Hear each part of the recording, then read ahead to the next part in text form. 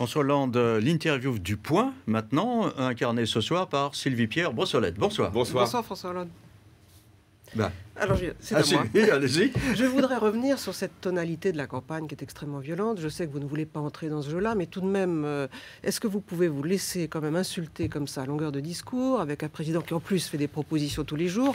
Est-ce que vous quelles pouvez... propositions? D'ailleurs, j'aimerais bien les connaître. Oh, mais il y en a. Aucune. Bah, Mais l'insulte, il en fait. Je vous Si, il a l'accorde. proportionné, il a parlé de la Oui, mais on va en parler dans un On va en parler. Mais est-ce que vraiment vous pouvez vous contenter de faire le gros dos et de ne pas hausser un petit peu le ton? Est-ce que vous allez pouvoir durer 2 mois en étant si poli? Est-ce que franchement, il n'y a pas un moment où il faut rétorquer? Et comment vous qualifieriez cette agressivité du président à votre égard? La violence et l'insulte, c'est un signe de faiblesse. Quand on est président sortant, on doit être fier de ce que l'on a fait. On doit même ignorer ses concurrents. On doit porter une politique, avancer de nouvelles propositions. Et là, il y a une espèce d'obsession, une espèce d'omnibulation par rapport à ma propre candidature. C'est dire s'il y a un peu d'agitation, c'est dans son tempérament, et un peu, peut-être, de légèreté ou d'inquiétude. Mais moi, je ne me laisserai pas dissiper. Vous savez, c'est pas parce qu'il y en a un qui veut vous chercher dans la cour de récréation que vous êtes obligé d'aller le suivre dans ce pugilat. Je m'y refuse. Mais en même temps, il y a des... Monsieur Hollande, c'est pas une cour de récréation, c'est une confrontation c'est devant pas... les Français. Oui, puisque c'est une confrontation devant les Français, j'essaye de me mettre à la bonne hauteur. Pas au niveau de ce qu'est simplement l'invective ou l'arrogance ou l'accablement dont je serais l'objet. Enfin, quand même, ça prêtera à sourire. Je suis d'un tempérament de bonne humeur. Mais enfin, que Nicolas Sarkozy puisse se dire candidat du peuple, mais de quel peuple s'agit-il? Du peuple de l'argent? Alors là, j'en conviens volontiers. Qui sont ses soutiens? Les principaux dirigeants des entreprises françaises? Oui, sûrement. Les banquiers, dont beaucoup lui doivent sa nomination? Sûrement. Les grands patrons de certaines presses? À l'évidence. Mais ce ne sont pas les miens. Et puis par ailleurs, les dirigeants européens qui le soutiennent, qui sont-ils? Des dirigeants progressistes, révolutionnaires? Non, il s'agit de M. Cameron, de Mme Merkel. Ce ne sont pas des délinquants, quand même. Ah, je dis ça. Moi, je ne tombe pas dans ce... Ce sont des conservateurs. Voilà. Ce sont des puissants. Ce sont des dirigeants. Donc, laissons, je crois, les mots à leur juste place. Quand il fustige les corps intermédiaires, les rendant responsables des blocages français et qu'il propose de recourir au référendum pour les contourner, est-ce que c'est l'attitude d'un démocrate, selon vous, ou de quelqu'un qui a une attitude un peu plus autoritaire? Qu'est-ce que ça veut dire, les corps intermédiaires?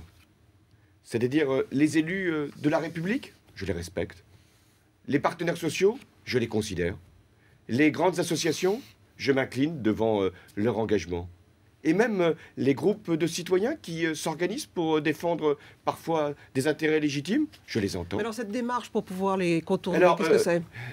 Dire qu'un candidat sortant puisse maintenant faire le procès des corps intermédiaires pour s'adresser au peuple tout entier, alors je vais regarder ce qu'a fait ce candidat sortant depuis 5 ans. Y a-t-il eu un référendum depuis 5 ans? Sur quelque sujet que ce soit. Mais bon. Locaux. Je vais citer 3 exemples. Parce qu'il y a eu 3 demandes référendaires. Première demande, c'était au moment du traité de Lisbonne, c'est-à-dire après le traité constitutionnel. Il s'est trouvé que des familles politiques, de gauche d'ailleurs, demandaient qu'il y ait un nouveau référendum. Qu'a dit M. Sarkozy devant moi? Il a dit, mais si nous faisons un référendum, nous sommes sûrs de le perdre. Bel exemple de confiance dans le peuple. Deuxième illustration, il lui a été demandé, à tort ou à raison, un référendum sur les retraites au moment de la réforme. Il s'y est refusé. Pourquoi n'a-t-il pas fait confiance au peuple français? Pourquoi a-t-il, à ce moment-là, voulu passer par le Parlement? Troisième exemple, même si celui-là serait difficile à traduire dans un référendum immédiatement, la TVA dite sociale. Voilà un bon sujet. Eh bien moi, je le dis, le seul moment pour le peuple français de s'exprimer, y compris par voie directe, ça sera l'élection présidentielle. Et j'ai dit que d'une certaine façon, l'élection présidentielle, c'était un référendum. Pas de référendum avec vous. C'était un référendum sur le sujet. Est-ce que nous voulons continuer avec Nicolas Sarkozy? Les Français peuvent répondre. Ou est-ce que nous voulons changer? Et je propose le changement. Maintenant, vous m'interrogez sur des questions... Oui, oui. Le traité européen dont on parlait tout à l'heure, il sera soumis à référendum si vous obtenez satisfaction? Vous posez des questions sur quels seraient les sujets de référendum. Oui, oui. Moi, j'en donnerai deux. Premier sujet, si je changeais ou je décidais, comme président de la République, si les Français m'en donnent mandat, si je décidais de changer profondément la Constitution, c'est-à-dire des mouvements importants dans l'ordre des rapports entre Parlement, président de la République, Premier ministre. Eh bien, oui, à ce moment-là, la consultation du peuple serait nécessaire. D'ailleurs, c'est ce que le général de Gaulle lui-même avait fait avec l'élection du président. Vous aviez sur dit l'Europe, chaque fois qu'il y a un transfert de souveraineté considérable, il doit y avoir mais alors, un référendum. Vous allez négocier... Le traité, pour l'instant, il n'y a pas de transfert de souveraineté. Est-ce que vous êtes d'accord avec la proposition qu'a fait le président candidat aujourd'hui d'introduire une part de proportionnel? Normalement, c'est dans votre programme. Donc là, pour une fois, pouvez-vous l'approuver? J'ai dit dans mon projet que j'étais pour une introduction de part de proportionnel. J'ai même d'ailleurs donné nombre de députés qui pourraient être élus sous cette forme, 100 députés parmi les 577. Mais ça m'a intéressé, la proposition de Nicolas Sarkozy, qu'elle arrive au moment où elle ne peut pas se traduire. C'est-à-dire, il a été président pendant 5 ans, il aurait pu parfaitement introduire la proportionnelle, il ne l'a pas fait. Mais pire encore, il a même fait voter une réforme constitutionnelle. C'était en 2008, il a fait voter une réforme constitutionnelle où il a été inscrit le nombre de députés, le nombre de sénateurs, d'ailleurs en augmentation, et où il a écarté la proportionnelle. C'est-à-dire qu'il a fait un redécoupage des circonscriptions sans introduire une part de proportionnelle. Et là maintenant, vous pensez qu'il serait possible de croire un seul instant à sa sincérité avec une proposition qui vient après qu'il ait refusé de diminuer le nombre de députés, d'introduire une part de proportionnelle et de faire un changement quelconque dans l'organisation de notre Parlement. Vous ne pensez pas que c'est un signe envers François Bayrou, par exemple, qui réclame cette mesure à corps et à cri? Mais il fallait le donner avant. Il aurait pu aussi faire ce signe à l'égard de Mme Le Pen, parce que je pense qu'il a aussi cette intention. Mais moi, je ne pense pas que ce soit par rapport à un parti ou par rapport à un autre qu'il faut introduire la proportionnelle. Je pense que c'est nécessaire pour le pluralisme de notre pays. Pardon, vous pensez que Nicolas Sarkozy cherche un accord avec Marine Le Pen? Non, je ne crois pas. Mais je pense que s'il envoie cette proposition aujourd'hui, alors qu'il n'a rien fait depuis 5 ans, c'est qu'il veut effectivement donner des signes. Mais moi, je ne fais pas cette proposition pour donner des signes. Je pense qu'elle est nécessaire. Et même si ça doit conduire, effectivement, avec une part de proportionnelle, il y aura des députés du Front National qui se retrouveront à l'Assemblée nationale. Un ami de Lionel Jospin, aujourd'hui, Claude Allègre, a apporté son soutien à Nicolas Sarkozy. Est-ce que ça vous a un peu déçu, d'autant qu'il vous égratigne au passage en vous traitant d'incapable de faire le job et disant que le problème de la gauche, c'était vous? Alors comment vous réagissez à cette... Claude Allègre, il y avait bien longtemps qu'il avait quitté la gauche et que la gauche l'avait quitté. Donc, bon vent... avec Nicolas Sarkozy, je ne suis pas sûr que ce soit pour le monde enseignant une très bonne indication qu'il aille avec M. Sarkozy. En revanche, vos rapports avec Martine Aubry semblent absolument détendus ces dernières semaines. Est-ce que vous la mettriez dans la liste des premiers ministres possibles, comme ça s'écrit ici ou là? En tout cas, est-ce que vous ne l'excluez pas du champ des possibles? Je suis candidat à l'élection présidentielle. Nous sommes à 2 mois du premier tour et donc à plus de 2 mois et demi du second. Et vous pensez que je vais composer des gouvernements, indiquer des noms de premiers ministres ou des ministres? Mais comment les Français me jugeraient-ils? Ah ben il y en a qui pensent que ce serait bien, après tout, de savoir quel est ce qu'on appelle communément le ticket. C'est-à-dire, il n'y a pas de ticket. Quel est le duo? Il n'y a pas de gouvernement avant l'heure. Il y a le respect que l'on doit aux Français. Vous avez évoqué Martine Aubry, c'est une personnalité pour laquelle j'ai bien sûr beaucoup d'estime, qui est première secrétaire du Parti Socialiste, qui jouera forcément un rôle. Mais je dois d'abord permettre la victoire. Et tous et toutes ceux qui m'entourent ne doivent avoir qu'une seule perspective, gagner l'élection présidentielle. Et peu importe la place de celui-ci ou de celle-là. À défaut de vous engager sur une femme en particulier, est-ce que vous pouvez vous engager à faire la parité au gouvernement si vous êtes élu? Oui, autant de femmes que d'hommes, vraiment? C'est l'objectif que je dois au moins... C'est un engagement? C'est l'objectif que je dois fixer. Oui. Donc il y aura un nombre pair de ministres alors. est-ce que vous avez l'intention, comme le souhaite apparemment votre ami Jean-Marc Ayrault, qu'il y ait des ministres communistes au gouvernement? Vous avez fait des déclarations qui ont été plus ou moins bien retranscrites par le Guardian sur l'absence de communistes aujourd'hui dans le pays. Mais est-ce que vous souhaitez, si vous êtes élu, que les communistes, et M. Mélenchon d'ailleurs, participent au gouvernement? Le Parti communiste est un parti de la gauche française, a été un grand parti de la gauche française. Il n'a plus la même influence, mais on a encore aujourd'hui, avec Jean-Luc Mélenchon comme candidat. Nous le voyons bien dans les intentions de vote. Il y a une culture communiste en France. Nous devons beaucoup, dans l'histoire de la République, à l'idée qu'a représentée le mouvement communiste. Donc à partir de là, si ce parti, après l'élection présidentielle, avec le Front de gauche, veut prendre sa place dans le cadre du projet que j'aurais présenté, et en cas de victoire, il y sera bien sûr bienvenu. Mais je ne veux nullement forcer. J'ai du respect, et pour le candidat Jean-Luc Mélenchon, et pour le Parti communiste. Ils feront ce qu'ils jugeront utile pour leur mouvement et pour leur pays. Je ne veux en aucune façon leur forcer la main. Est-ce que vous vous considérez comme le candidat du système ou de l'élite, comme vous le reproche Nicolas Sarkozy en lui-même s'érigeant en candidat du peuple, ou est-ce que vous voulez pas quand même vous ériger vous-même en candidat du peuple? Mais moi, je pense que le peuple, on ne se l'arroge pas. On ne le capte pas à des fins personnelles. Aimer la France, j'espère que nous sommes tous dans cette belle idée, dans cette exigence, aimer la France. Aimer la France, c'est d'abord aimer les Français, ne pas les diviser. Aimer la France, c'est bien servir la France, quand on a la responsabilité d'être au sommet de l'État. Aimer la France, c'est éviter la stigmatisation. C'est éviter de désigner un Français parmi d'autres ou un groupe de Français comme l'adversaire. C'est refuser la violence dans le débat public.